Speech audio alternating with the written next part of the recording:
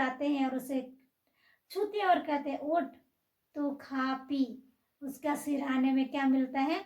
एक सुराही पानी मिलता है और रोटी मिलता है, और वे खाते हैं, फिर सो जाते हैं, फिर छूते हैं उसको और कहते हैं कि उठ, तुम्हें लंबा सफर करना है, तुम्हें बहुत दूर जाना है, इसीलिए क्या कर।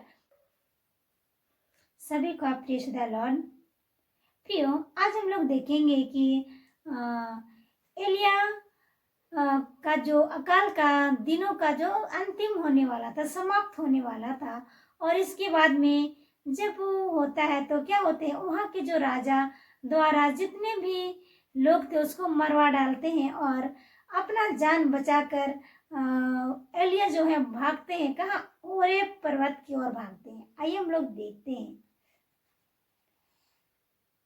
फिर एलिया ने अहाब से कहा, उठकर खा पी, क्योंकि भारी वर्षा की सनसनाहट सुन पड़ती है। तब अहाब खाने पीने चला गया और एलिया करमेल चोटी पर चढ़ गया और भूमि पर गिरकर अपना मुंह के घुटने के बीच किया। क्या कहते हैं एलिया कि अहाब राजा से कहते कि उठ और क्या कर, तू खा पी, और तू उठ और खा पी और क्या कर, अपने खेत की ओर जा, क्योंकि भारी बारिश होने वाली है। बारिश की सनसनाहट क्या हो रही है, सुनाई पड़ रही है।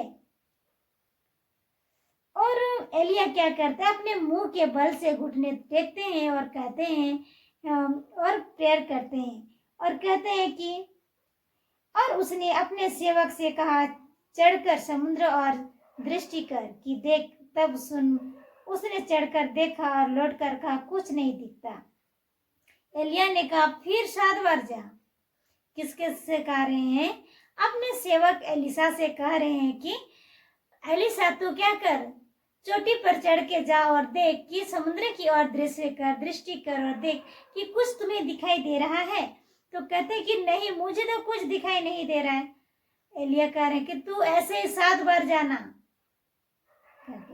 तब 7वीं बार उसने कहा, देख समुद्र में से मनुष्य का हाथ सा एक छोटा बादल उठ रहा है।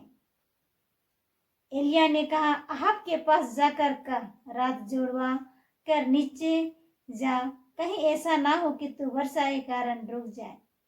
क्या कह रहे हैं एलिया कि तू जा और अहाब राजा से कह दे कि वे हाल जुड़ेंगे। जब एलिसा वहां से देख रहे थे तो उसको क्या दिखाई दिया कि मनुष्य का हाथ सा उसे तूफान उठता हुआ दिखाई दिया। तब वो एलिया को बताते हैं और कहते हैं कि तू जा अहाब राजा को बता दे। तब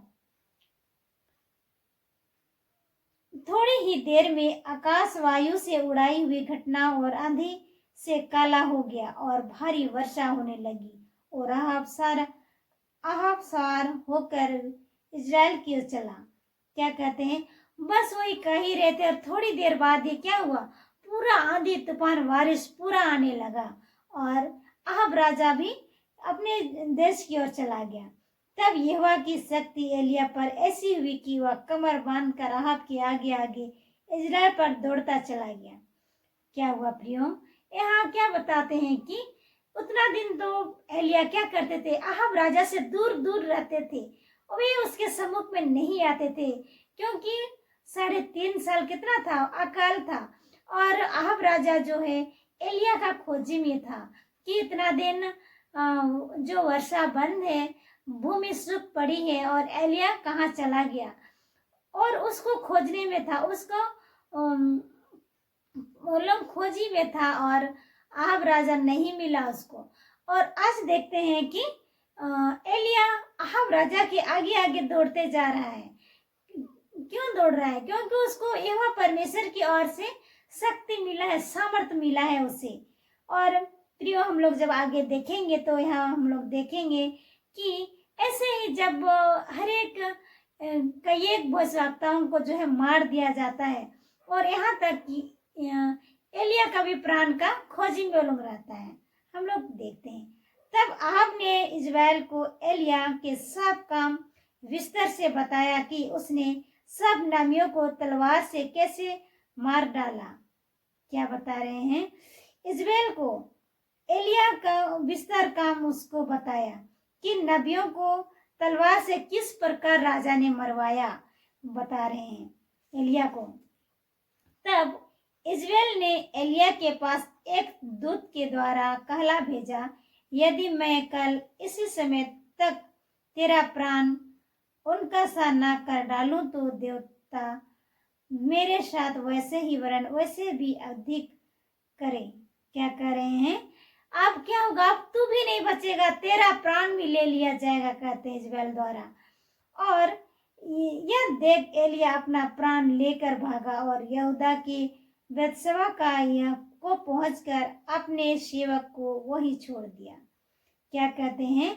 एलिया क्या किया? अपना प्राण लेके भागा, यहाँ तक कि अपना सेवक एलिशा को भी वही छोड़ दिया और अपना प्राण सिर्फ लेके भागा। परंतु वह स्वयं जंगल में एक दिन के मार्ग पर जाकर एक झाऊ के पेड़ के तले बैठ गया।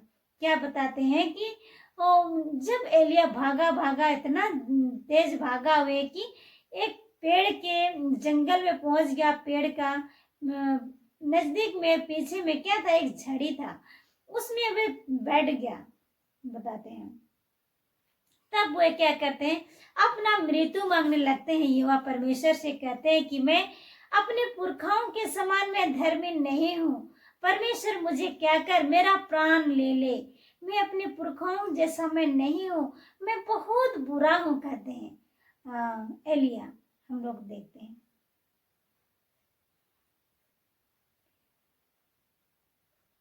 हे यहोवा, बस अब मेरा प्राण ले ले, क्योंकि मैं अपने पुरखाओं में से अच्छा नहीं हूँ। वह झाऊ के पेड़ के तले सो गया। ऐसे कहते कहते क्या करते हैं? मैं हे यहोवा परमेश्वर, मैं अपने पुरखाओं जैसा नहीं हूँ धर्मी, मैं बहुत बुरा हूँ। ऐसे दुहाई देते देते बोलते बोलते क्या करते हैं? वे सो जाते हैं। तब एक दूध आते हैं और उसे छूते और कहते हैं, उठ तू खा पी। उसका सिरहाने में क्या मिलता है? एक सुराही पानी मिलता है और रोटी मिलता है, और वे खाते हैं, फिर सो जाते हैं। फिर छूते हैं उसको और कहते हैं कि उठ, तुम्हें लंबा सफर करना है, तुम्हें बहुत दूर जाना है, इसीलिए क्या कर, तू खा पी, तब तो तू ताकत आएगा शरीर में, उठ, कहते हैं। वह झाऊ के पेड़ तले लेटकर सो गया और देखा कि एक दूत ने उसे छू कर कहा, उठकर खा।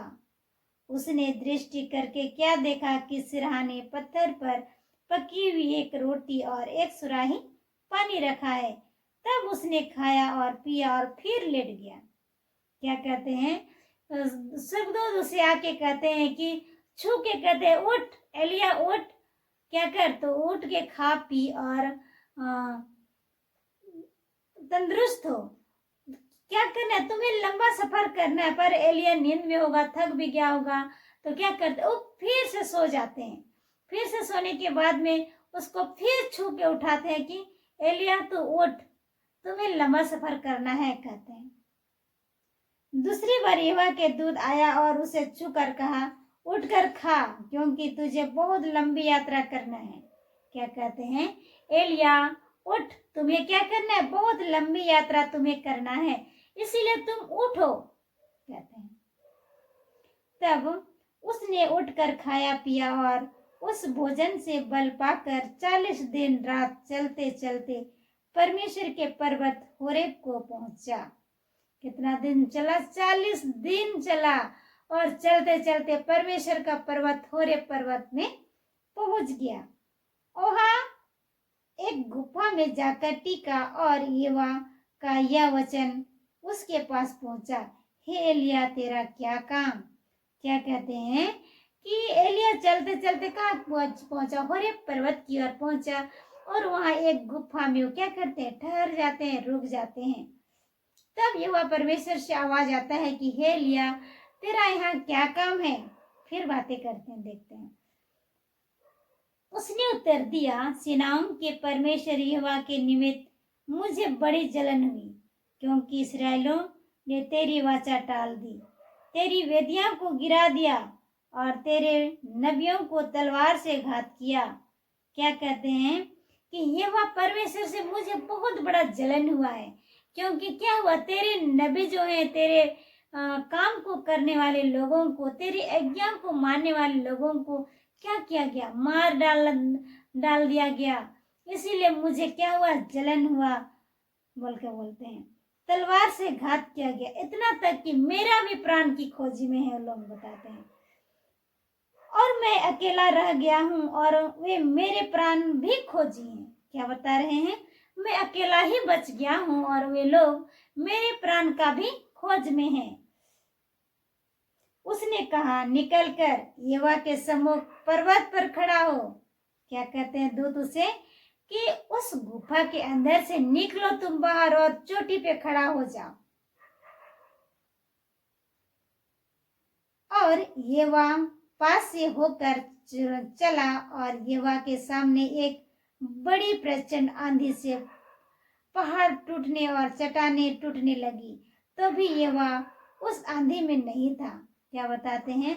बहुत बड़ा आंधी तूफान चलने लगा, इतना तक कि पहाड़ टूटने पर था। फिर भी उस आंधी में यहोवा परमेश्वर की उपस्थिति नहीं थी, बताते हैं। फिर आंधी के बाद भूकंप हुआ, तो भी यहोवा उस भूकंप में ना था। क्या बताते हैं? आंधी आया, उस भूकंप के आंधी के बाद में भूकंप आया और उस भूकंप में भी यहोवा का उपस्थिति नहीं था। फिर भूकंप के बाद में आग दिखाई दी, तो भी यहोवा उस आग में भी ना था। क्या बताते हैं? आंधी आया, उस आंधी में भी नहीं था। भूकंप आया, उस भूकंप में भी यहोवा परमेश्वर की उपस्थिति नहीं था।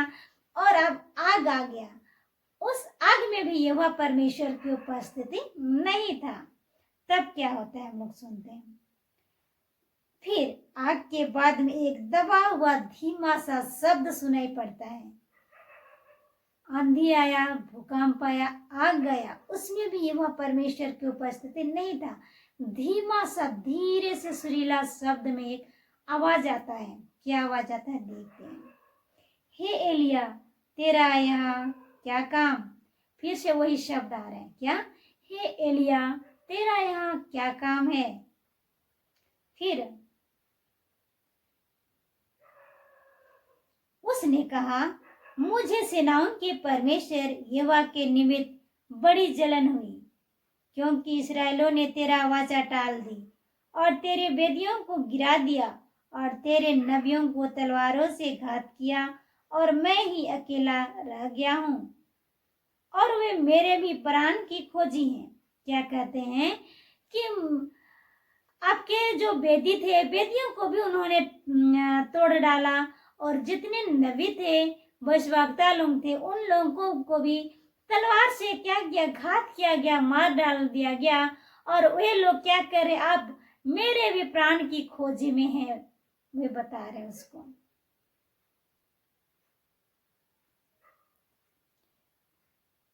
यहोवा ने उससे कहा, लौटकर दमिश्क के जंगल को जा और वहां पहुंचकर अराम को राजा होने के लिए अजल का और इस्राएल का राजा होने के लिए नमिश का पोते यहू और अपने स्थानों पर नबी होने के लिए अम्बोल का सोपत के पुत्र एलिसा का अभिषेक करना।